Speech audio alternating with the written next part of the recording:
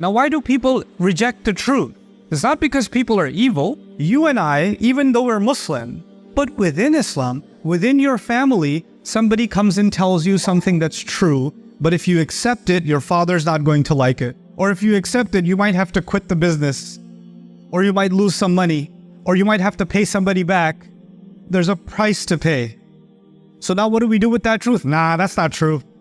No, that didn't happen. And now you know deep inside, you know that you're wrong, but to make yourself feel better, you promote that you're the one who's right and the truth is also actually false. This is a way of defending yourself. So that's one description of people on Judgment Day that will not be able to hide what they used to do.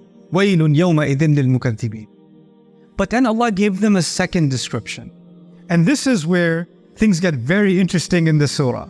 The description here is الَّذِينَ هُمْ فِي خَوْضٍ يَلْعَبُونَ. Those who are drowned in, now I won't translate the word yet, they are drowned in khawd. The Arabic word is khawd, and they're playing around. يَلْعَبُونَ, they're playing around. When you go into a subject and you keep talking about it and you're like drowned in that subject, like somebody, some of you play video games, right? You play online games and you're just always in the game. You're drowned in the game. You're doing khawd in the game. Somebody's into cars. They're always talking about cars. They're always thinking about cars. The background phone, the background on their phone, the wallpaper is a car, right? They're always watching videos on cars. They're always, looking at updates on. This person is doing khawd in cars. You see, khawd actually means when people are drowned. A good word to understand this nowadays is when people are addicted to something. If you are in khawd, if you're drowned in, you can't get out.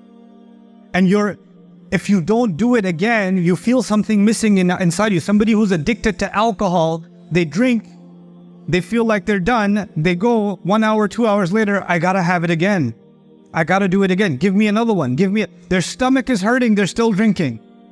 They're in pain, they're still drinking.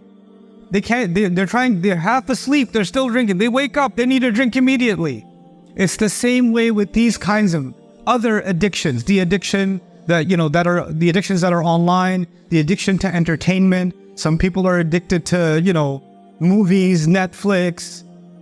Some people are addicted to sports. But these addictions are now the next thing Allah is talking about. When the truth comes, which is what the Quran is actually talking about, you have to deal with reality. They want to get immersed in this and this and this. Now you and I have to ask ourselves, this is not a criticism of humanity. It's just you and me have to think about ourselves. They were drowned in things and they kept playing around. And every time the Quran was being called to, the truth was being called to, responsibility, because Judgment Day is all about responsibility, isn't it? That's all it is. Judgment Day is court. And what happens in a court? The judge tells you, you are responsible for what you did. That's all it is. You have to present yourself in court. And anybody who knows they have a court date coming and they have a trial coming, they'll get ready for the trial. That's what happens in this life. It's the same logic for Judgment Day. But someone who's not getting ready for the trial and they're playing and they're too addicted to their games, right? Then they're going to be in big trouble on that day. And somebody says, hey, the trial date is tomorrow. The trial is next week. Come on, let's go. Get ready. You're not ready. You didn't finish your work. It's going to be held against you. Get out of here, man. Let me play. That's not true. These people are so extreme. They're so extreme. They're so negative. Let me just live my life. And this is actually the description that Allah is giving of these people on Judgment Day when He says, الَّذِينَ هُمْ فِي خَوْضٍ يَلْعَبُونَ. And when someone's drowned in something, they're not moving. They're stuck. They're in the same place. When you find people that have an addiction, you meet them last year, they were exactly the same place. You meet them next year, they're exactly in the same place. Like the world changed, but they're exactly in the same place. You know what? When people don't move, then Allah will make them move. So He says, وَالَّذِينَ يَوْمَ يُدَعُونَ إِلَى نَارِ جَهَنَّمَ دَعَا. They'll be pushed towards the fire of hell. They're going to be pushed because they're not moving themselves.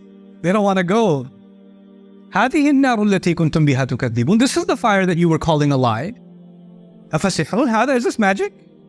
أَوَنْتُمْ لَا تُبْصِرُونَ? Or you can't see. Because you say, I don't see any fire. When you used to say, hey, astaghfirullah, don't do that. You should be afraid of Allah. You should be afraid of judgment. Oh yeah? Oh, I should be afraid of fire? I don't see any smoke. I don't see the temperature increasing. Where's the fire? Allah says, oh, is this a lie too? When judgment day comes? أَمَنْتُمْ لَا تُبْصِرُونَ. You don't see it. اصلوها فاصبروا ولا تصبروا سواء عليكم إنما تجزون ما كنتم تعملون. Now go enjoy it. Go inside it. You want to be patient now or you don't want to be patient now? It doesn't matter anymore. Now it's of no value. Now your sabr is of no value.